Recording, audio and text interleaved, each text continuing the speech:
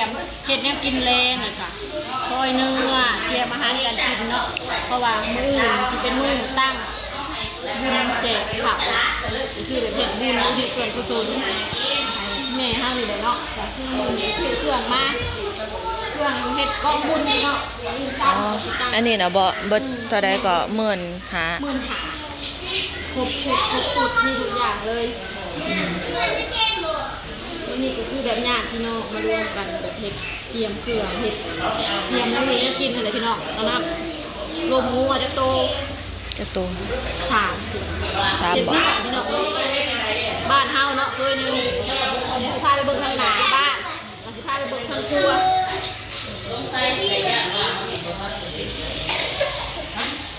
ขนม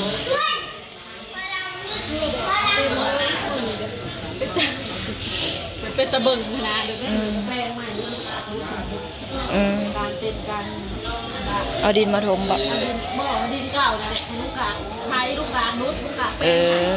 ทางเต้นถมหม่องมันเป็นโศกเป็นจัดโจจัดตั้งเขาถามหักแขกเปิดมามูมามื้ออื่นแล้วเนาะมื้อเช้าแล้วเนาะตั้งอันเฮ็ดอันนี้นะเพราะว่าตอนแรกมื้ออื่นเนาะคนก็สิมามูเฮาก็ไปหาแพญาติพี่น้องแถวบ้านนี่แหละ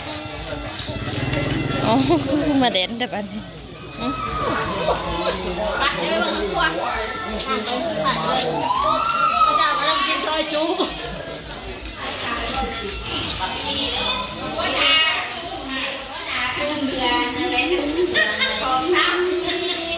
ให้เป็นวันแม่ให้ที่คิดมาแม่เอาเลยไม่พลาดจ้าแม่โอ้ยจ้าสมาคัก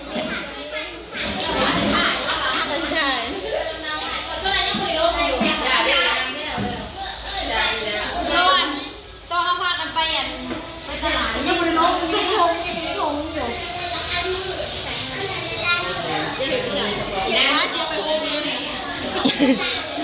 ปาด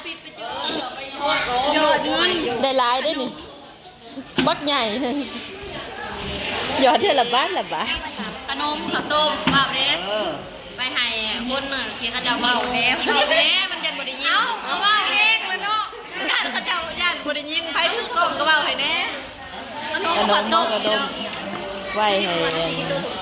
พระเจ้ามาโมมือขนมปี๊บนะมันมาว่าพี่โทษน้ำมันใกล้ๆให้ไปโตมันนอนแล้วมันเพราะว่าคือเจ้าเห็นจะมาเลยเถอะพี่โทษน้ำให้ได้ให้ว่าแบบสินอนแล้วให้โซจิ๋วก็มาสบายดีน้องฟ้าสบายดีปวดมาเลยพักอ้วนเย็นสั่งพันลมบ่ตีลมแห้งๆเนาะอันนี้นะเพิ่นลมพัดกับปิวนะตั้งนานไม่ใช่นี่นี่ซอยนึงอ่ะพี่น้องโซนซอยนึงเผ็ดแนวกินแรงมาเบิ่งนี่หมอยังใส่ปืนเรื่องหมดนี่ตั้งยาตั้งอย่างนี้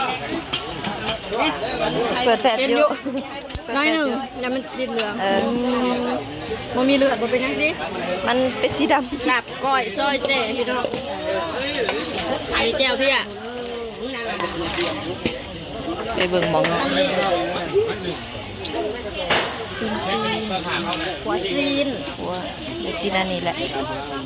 เขาเฮาเป็นอายแล้วท่านพ่อชิยัง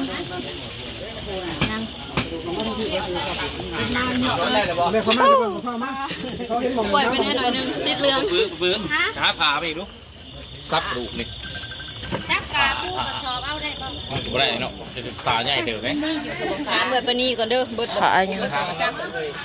โซนเด็ดผักแต่ว่าทางนี้คะแนนมีกระสอบนะย่างแหกกระสอบโซนเด็ดผักแต่สะพายอะไรไม่เคยได้ต้มแล้วบนระบบเห็ดอันบนแล้วแต่มันไม่ต้มไปก่อนดูทะเลบ่ผิดวันนี้ออมพี่น้องมันออมใช้ผักอินเลิศนั่นแล้วมันแสบดาวกินยังการบวชแซ่บเฮานะเจ็บปากลิ้นเฮานะเป็นเวิงอยู่ลิ้นนะห่อนใน เว้นตรงมากินเล็กน้อยหายคือเริ่มบ่ได้กิน ฮะสิไปลวกอยู่ใช้สัตว์ตัวนี้นั่น ลวกหม้อนี่ ลวกใส่หม้อนี่โลด ลวกแล้วก็เปลี่ยนหน้าให้ เรียกว่าสิไม่ต้มซะเนาะบ่เอ้ยเอาหม้อตัวใหม่ไม่ลวกขูดน้ำนัวมันตัวนี้ ตัวนี้อุ่นแล้ว พี่เด้เอาหม้อน้อยตัวนี้ ใช่เลยต้อง เอาไว้ที่ยังสิล่ะอยู่ย่อมาปรุงนี่นี่ย่อมาปรุงนี่หม้อตัวนี้ละสินะเอาเชิงออกละสินะ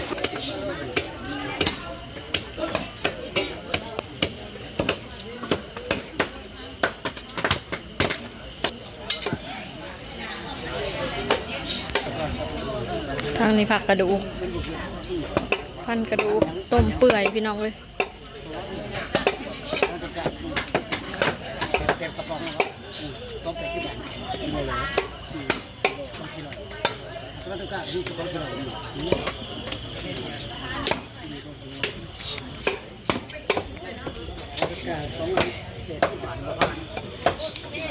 กินข้าวแรงพี่น้อง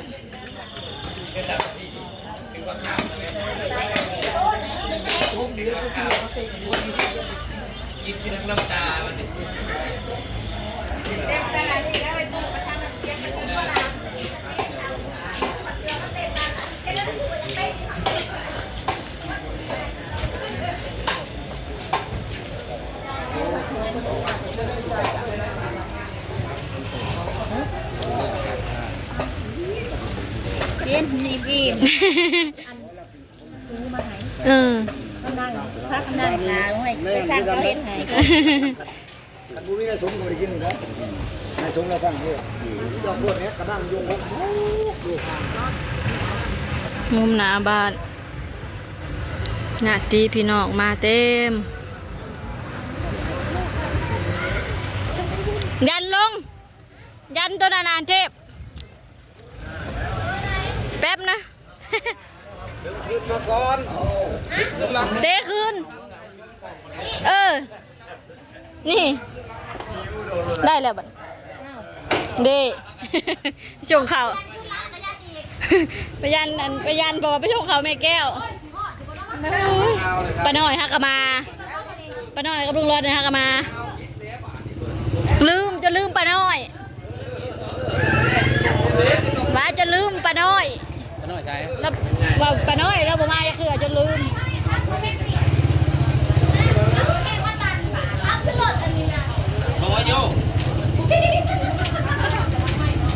มันยังขึ้นชี้อ่ะย่อยโอ้ยหิวเอาเทพ เพ่งอยากกินน้ำมัน ถึงหมอนมีดน้ำเบิดทำหนักวะ เอาเม็ดแข็งเรา ไปห่านกระเบิดเลยได้ไปเอาอยู่ใช้บัตรยืม มีแล้วดูผ่านเบิด อยู่ห่านกระเบิดเลยได้ ยืมเสียงเขาแล้ว มันบ่มีได้มีห่านอายุเขาเอามาเบิดพอแหงมาดวงนี่ เอามาตื่มกันเด้อมีดนั่นน่ะบ่ใต้อึดมันหามพวกเขา ไปหาเรื่องมา แล้วเขาเลยจะเอามีดใหม่มีดที่น้อย คันมีอันผู้แลห่านมีไอ้แสงผู้แลสิบ่มีบ่ เอามา ชักดวงมาตัวนี้ มันบ่พอเพิ่นบ่เคยขี่รถไฟฟ้าวางหาดวงได้อยู่ดอกจ้ะปานนี้ โอ้ยวนยังสิมือเอามีดหาได้